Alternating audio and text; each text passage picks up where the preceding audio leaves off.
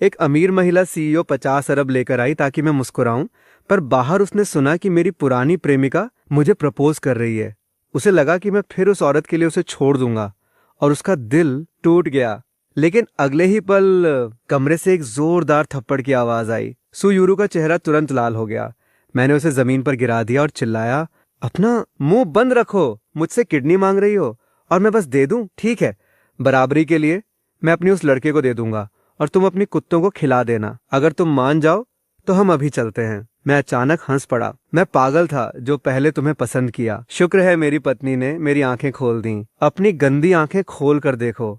मेरी पत्नी तुमसे 10,000 गुना सुंदर है और 10,000 गुना ज्यादा अमीर है। अगर मैं उससे प्यार नहीं करता तो क्या तुमसे करूं? मुझे तुझ में क्या दिखेगा? गुयान ने कहा कि वो उसे पसंद करता है और उसे अपनी पत्नी मान लिया। उसी पल वो सख्त बिजनेस क्वीन शर्म से लाल हो गई। उसकी धड़कनें इतनी तेज थीं कि सांस लेना मुश्किल था। वहीं सू यूरू घबरा गई। क्या उसे मेरे और वेई के बारे में पता चल गया? थप्पड़ मारने की बात मैं छोड़ देती हूँ, पर वेई अस्पताल में बहुत देर से इंतजार कर रहा है। क्या तुम मेरे साथ चलकर सहमति पत्र साइन कर सकते हो? तभी दरवाजा खुला और शेन किंग्क्यू अंदर आई। वो घबराते हुए मेरी ओर बढ़ी। उसे समझ नहीं आ रहा था कि मेरा व्यवहार क्यों बदला। वो सोच रही थी कि क्या ये सच है या मैं नाटक कर रहा हूँ। मेरा दिल दुख से भर गया।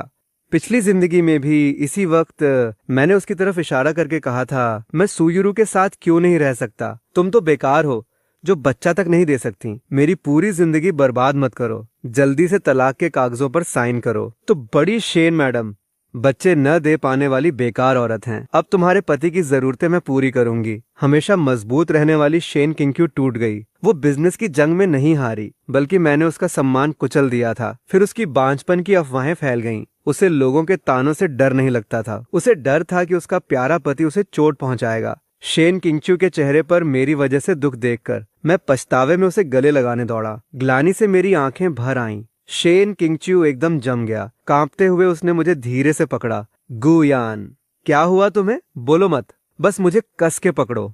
शेन किंग्क्यू, पूरी उम्र मैं तुम्हें जान से ज्यादा चाहूंगा। मुझे घिन नहीं आती। अब से सू यूरो या किसी कुत्ते को अंदर नहीं आने दूंगा। सू यूरो को बाहर फेंक दिया गया, पर शेन किंग्क्यू ने मेरा हाथ झटक दिया और मुड़कर चला गया। क्या हुआ? ये रहे तुम्हारे पैसे, जाओ अपने पिता को दे दो। रही बात तुम्हारे भाई की, उसे बचा तो सकता हूँ, पर कुछ साल जेल तो काटनी होगी। बताओ तुम्हारी और क्या मांग है? मैं सब पूरा करूंगा। क्या हुआ? अब से मुझे उनकी परवाह नहीं। तुम भी मत करना। ये पैसे वापस ले लो। मेरे पिता की कंपनी डूब जाए तो बेहतर है। भाई के मामले में भी दखल मत देना। उसने गलती की है। मैं नहीं चाहता कि उनकी वजह